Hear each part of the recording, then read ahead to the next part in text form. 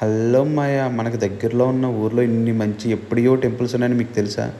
మన పిఠాపురంలో ఎప్పుడో దేవతలు కట్టిన పాత గుళ్ళు ఎన్నో ఉన్నాయి. అందులో చాలా ఫేమస్ ఈ గుళ్ళకి. ఎక్కడో నార్తోళ్ళు కూడా వస్తారు. ఫస్ట్ వచ్చి కుంతి మాధవ స్వామి దేవస్థానం. ఈ గుడి కృష్ణుడి గుడి మాయ.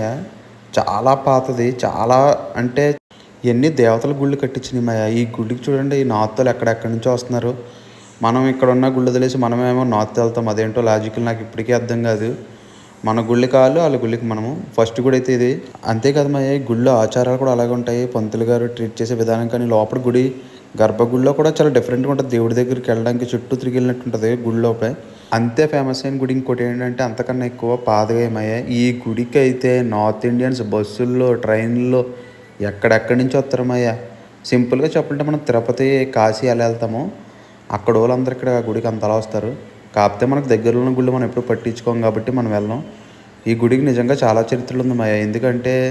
ఎందుకంటే ఇంతమంది వస్తున్నారు కాబట్టి. బేసిక్గా మనకి పురాణాల గురించి తెలీదు.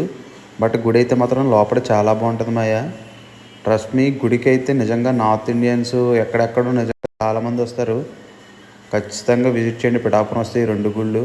అంతేకాదు మాయ, ఇక్కడ ఇంకా కొన్ని గుళ్ళు ఉన్నాయి, కూడా చూపిస్తాను. ఈ గుడి అయితే మాత్రం ఖచ్చితంగా పిఠాపురం చాలామంది తెలిసే ఉంటుంది. మీరైతే ఖచ్చితంగా విజిట్ చేయండి. టెంపుల్ అయితే నెక్స్ట్ లెవెల్లో ఉంటుంది. క్రౌడ్ ఎప్పుడూ ఎక్కువగా ఉంటుంది. మా టైమింగ్స్ ఈవినింగ్ 8 వరకు ఉంటుంది. మార్నింగ్ 6 ఎప్పటి నుంచో అనుకుంటా ఓపెనింగ్. గుడి అయితే మాత్రం చాలా బాగుంటుంది. ఖచ్చితంగా విజిట్ చేయండి పిఠాపురం వస్తే. పిఠాపురంలోని చాలా డెవలప్ చేస్తున్నారు మా రిలయన్స్లో. ఇవే చాలా కడుతున్నారు. పవన్ కళ్యాణ్ గారు వచ్చాక బాగా డెవలప్ చేస్తున్నారు. నెక్స్ట్ కూడా వచ్చి ఇదే లైన్లో టీటీడీ వాళ్ళది వెంకటేశ్వర స్వామిగా ఉంటుంది మా గుడి. ఇది కూడా చాలా బాగుంటుంది. తిరుపతి వెంకటేశ్వర స్వామి చూస్తున్నంత ఆనందంగా అనిపిస్తుంది. విగ్రహం చాలా బాగుంటుంది. రోజు ఇక్కడ ఒకటి ఉంటుంది మా 8:30కి ఏకాంత సేవ అని ఒకటి చేస్తారు మా. వెళ్ళండి. అసలు దేవుడిని ఫుల్ లైట్లు ఆపేసి ఏవో డప్పులే కొట్టి చూపిస్తారు మా. వైబ్రేషన్స్ వస్తాయి బాడీ. అలా వెంకటేశ్వర స్వామిని ఒక్కసారి చూసేంటే మా, నిజంగా చెప్తున్నాను, మీరు రోజు ఏకాంత సేవకి వెళ్ళి దేవుడిని చూడాలనుకుంటారు. అలా చూస్తే నాకు 2 కళ్ళు సరిపో, చాలా ఆనందంగా ఉంటాం. నెక్స్ట్ కూడా వచ్చి పురిహితీదేవి అమ్మవారు మాయ. ఈ గుడి చాలామందికి తెలియదు. పిఠాపురంలో హిడెన్ టెంపుల్.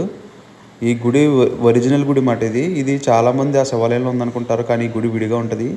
ఈ గుడిలో పంతులు గారు కూడా పురాణం మనం అడిగిందల్లా చెప్తారు. నెక్స్ట్ ఏంటి, మన పిఠాపురంలో దేవుడు పుట్టింది ఎవరు? మన దత్తాత్రేయ స్వామివారు.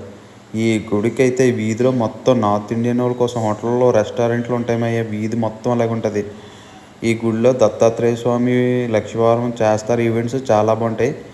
మేము వెళ్ళింది ఇప్పుడు సండే మాయ. కాకపోతే ఇక్కడ ఏదో జరుగుతుంది ఈవెంట్స్. చాలామంది ఉన్నారు. సండే కూడా ఇంతమంది వచ్చారంటే చూడండి. పిఠాపురం వస్తే మాత్రం దత్తాత్రేయ స్వామి పుట్టింది ఈ ఊరే. మీరు ఏం మొక్కుకున్నా ఖచ్చితంగా పనులు అయితే అవుతాయి. ఖచ్చితంగా విజిట్ చేయండి పిఠాపురంలో. ఈ టెంపుల్ కూడా మస్ట్గా చూడాల్సింది. అయితే చాలామందికి తెలియదు మాయ. అందరు చూపించిన పురోహితిక దేవి అమ్మవారి ఆలయం ఒకటి, దత్తాత్రేయ స్వామి ఒకటి, శివాలయం ఒకటి, వెంకటేశ్వర స్వామి ఆలయం ఒకటి. అంతేకాదు మా, ఇక్కడ ఇంకోటి రైల్వే స్టేషన్ దగ్గర అమ్మవారు ఉంటారు మామ. అది దేవుడిని మీరు అక్కడ ఏం మొక్కుకున్నా ఖచ్చితంగా అవుతాయి, కానీ మొక్కు తీర్చుకోవాలి.